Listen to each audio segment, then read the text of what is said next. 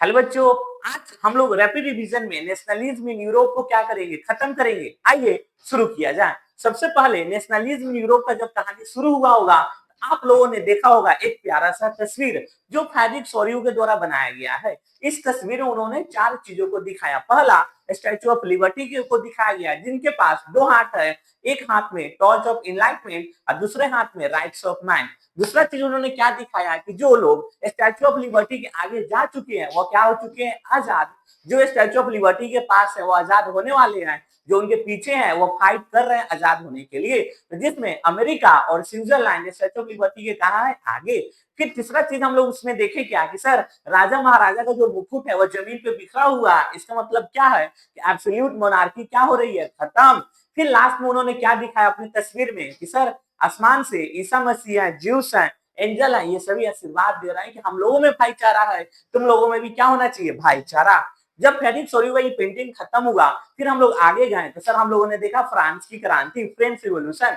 French revolution में क्या हुआ था आपको याद होगा, लुई 16 का शासन क्या हुआ, खत्म हुआ और वहां पे लोगों का शासन हुआ, नेशनल असेंबली बना। तो ये हुआ कैसे, तो सर दो आइडिया को काफी ज्यादा फैलाया गया, ला पात्री ले सिटोइन। फिर उसके बाद स्टेट जनरल इलेक्शन का नाम चेंज करके नेशनल असेंबली रखा गया। इन लोगों ने अपना नया झंडा लाया और फ्रांस भाषा को क्या बना दिया गया, कॉमन लैंग्वेज। फिर हम लोग आगे गए तो सर फ्रांस में क्रांति गए, तो फिर हम लोगों ने देखा क्या कि नेपोलियन आया एक कोड लेके 1804। इस कोड में नेपोलियन ने क्या बोला कि सर, जो प्रिविलेज मिलता है वो अब नहीं मिलेगा किसी को भी, क्लर्जी और नोबिलिटी। दूसरा उसने क्या बोला, according to law all the people are equal. तीसरा का बात करें तो सभी का जो प्रॉपर्टी है वो क्या होगा, सिक्योर होगा, कोई किसी का प्रॉपर्टी छीन नहीं सकता है। फिर हम लोग आगे गए तो फ्यूडल सिस्टम को खत्म किया गया, ड्यूल रिस्ट्रिक्शन को नेपोलियन ने क्या किया, खत्म किया, वेट एंड मेजरमेंट सिस्टम को बेहतर बनाया। फिर भी लेकिन कुछ समय के बाद लोगों को ऐसा लगने लगा कि नेपोलियन अच्छा नहीं है, क्योंकि तीन गलतियां की। उसने टैक्सेशन को बढ़ा दिया, सेंसरशिप को लागू किया और एक क्या किया था सर, जबरन लोगों को पकड़ के सेना में भर्ती किया। जब नेपोलियन की कहानी खत्म हुआ, फिर हम लोग आगे गए तो सर हम लोगों ने पढ़ा नेशनलिज्म इन यूरोप। यूरोप का बात करें तो छोटे छोटे रीजन में पूरे कंट्री डिवाइड है, हर एक रीजन का भाषा अलग है, कल्चर अलग है, वहां का लोगों का लैंग्वेज भी क्या है, अलग है, जिसमें इन लोगों में नेशनलिज्म फैलाना अपने आप में काफी क्या है, डिफिकल्ट है। फिर भी नेशनलिज्म उन लोगों में फैलेगा। फिर हम लोग आगे गए तो हम लोगों ने अरिस्टोक्रेसी के बारे में पढ़ा। वैसे लोग हैं जिनके पास पैसे बहुत थे लेकिन पॉपुलेशन काफी कम। ये लोग शादी करके घर के बाहर, गांव के बाहर शहरों में और गांव में भी घर बनाते कि लगे कि इनका पॉपुलेशन ज्यादा है। फिर आगे हम लोग गए तो सर हम लोगों ने देखा क्या कि मिडिल क्लास के बारे में, जब इंडस्ट्रियलाइजेशन आया एगो नया क्लास डेवलप हुआ जिसको क्या बोला गया, मिडिल क्लास बोला गया। सर ये मिडिल क्लास वैसे लोग थे जो काफी पैसे कमा ले रहे थे और कुछ बचा भी ले रहे थे। ये लोग ही क्या करेंगे, फाइट करेंगे आजादी के लिए। तो एक आया लिबरलिज्म। लिबरल जो लोग थे वो मिडिल क्लास ही थे, और लिबर का मतलब होता है आजादी। ये तीन तरह की आजादी चाहते थे। पॉलिटिकली क्या चाहते थे कि एक पार्लियामेंट हो, कॉन्स्टिट्यूशन हो, उसके अकॉर्डिंग इनको क्या मिले, राइट्स मिले। दूसरा का बात करें तो इकोनॉमिकली आजादी चाहते थे, और तीसरा सोशियली।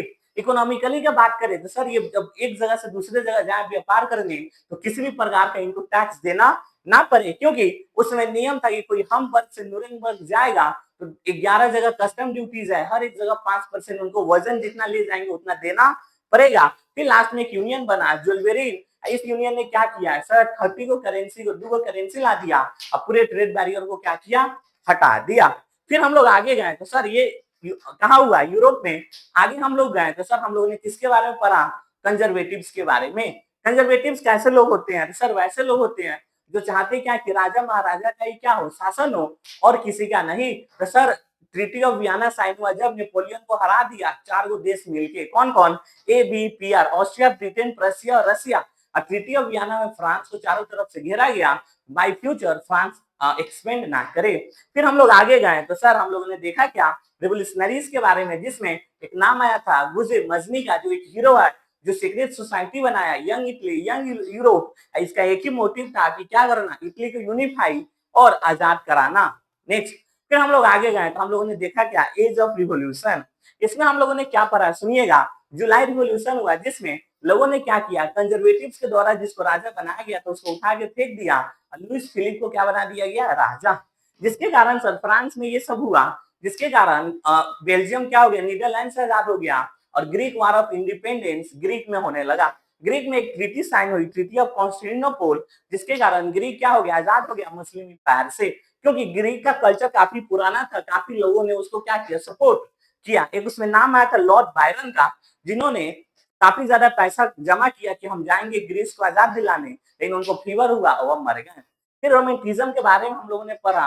रोमेंटिज्म का मतलब क्या होता है कि सर हम लोग वेपन से देश को आजाद नहीं दिला सकते, एक फीलिंग होना चाहिए हमारे अंदर जिससे हम देश को क्या करें, आजादी दिलाएं। जिसमें जर्मन के फिलोसोफर का नाम आया था जॉन गॉलफ्रीड। इसने क्या बोला कि जो जर्मन का जो कल्चर है ना, वहां के कॉमन लोगों के घरों में मिलेगा और कहीं नहीं। फिर रोमांटिक इमेजिनेशन जब खत्म हुआ, जब हम लोग आगे गए तो सर हम लोगों ने पढ़ा क्या, देखा क्या कि रसिया पोलैंड, जब पोलैंड पर रसिया ने कब्जा किया तो पोलैंड में पोलैंड के लोगों को पोलिश लैंग्वेज बोलने नहीं दिया गया, फिर भी पोलैंड के लोगों ने फाइट किया अपने लैंग्वेज के आधार पे, पोलिश लैंग्वेज पे, जिसमें बहुत सारे प्रीस्ट को पकड़ के साइबेरिया के आइलैंड पे भेज दिया गया।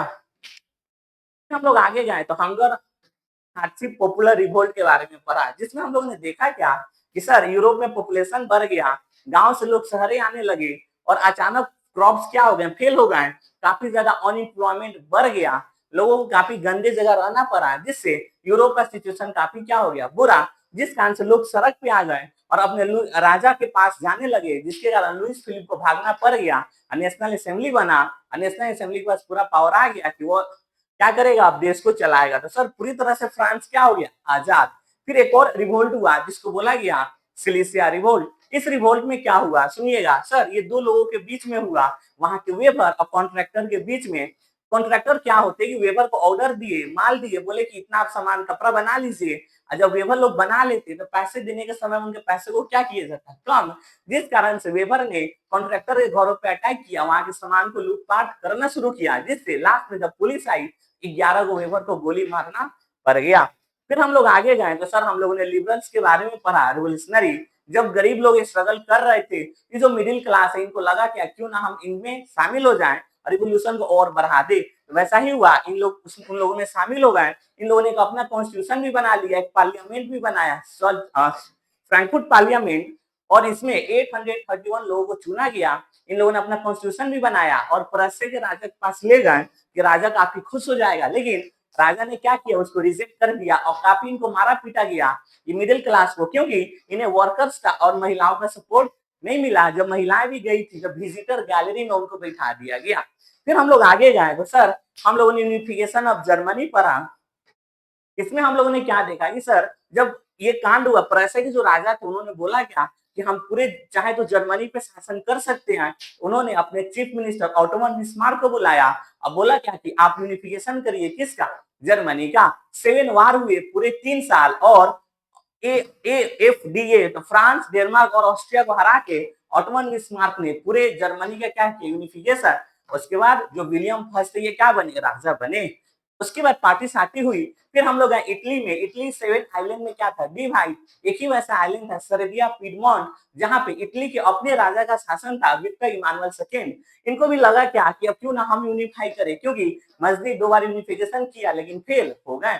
जब काउंट कैवोर जो चीफ मिनिस्टर थे, तो सर विक्टर इमानुएल सेकेंड ने अपने चीफ मिनिस्टर काउंट कैवोर को बुलाया, जो काफी अच्छे डिप्लोमेट थे, वो काफी तेज थे। उन्होंने क्या किया सर, प्यार से मोहब्बत से पूरे इटली को क्या यूनिफाई किया। लास्ट में लोगों ने नारा भी लगाया, ला पा लिया, इटली की जय हो। फिर हम लोग आगे गए तो सर हम लोग ने ब्रिटेन का कहानी पढ़ा, जो काफी स्ट्रेंज है। इसमें क्या था कि ब्रिटेन की यूनिफिकेशन में यह अचानक नहीं हुआ, काफी लॉन्ग प्रोसेस था, इसको होने में काफी समय लगा। शुरुआत में जो ब्रिटिश थे सर, इंग्लिश हो गया, वेल्स, स्कॉट और आयरिश, ये 3 एक अलग अलग आइलैंड है, जिसमें इंग्लिश वाला काफी डेवलप हो गया, पैसा वाला हो गया, ये मोनार्की से अलग हो गया, कॉन्स्टिट्यूशन बनाया और धीरे धीरे सबको मिलाएगा। एक्ट ऑफ यूनियन साइन किया स्कॉटलैंड के साथ और स्कॉटलैंड को अपने में क्या किया, मिला लिया। फिर आयरलैंड के पास गया, वहां पे प्रोटेस्टेंट काफी कमजोर थे, उनके साथ मिलके कैथोलिक्स को हराया और लास्ट में कैथोलिक्स जब हार गया, प्रोटेस्टेंट को भी हरा के आयरलैंड को अपने में मिला लिया, ब्रिटेन। फिर हम लोग आगे गए तो सर हम लोगों ने क्या देखा, विजुअलाइजिंग द नेशन। इसमें जो लोग थे, जो देश को रिप्रेजेंट किए, महिलाओं का इमेज बना के, जिसको बोला गया एलिगोरी। तो जो फीमेल का इमेज बनाया गया फ्रांस में, उसको बोला गया मैरीने, और जो बनाया गया जर्मनी में, उसको बोला गया जर्मेनिया। फिर हम लोग आगे गए तो सर नेशनलिज्म और इंपीरियलिज्म के बारे में हम लोगों ने पढ़ा, जिसमें एक बाल्कन नेशन था, जो अलग अलग बुल्गारिया, हर्जेगोविना हो गया, सर्बिया हो गया, छोटे छोटे रीजन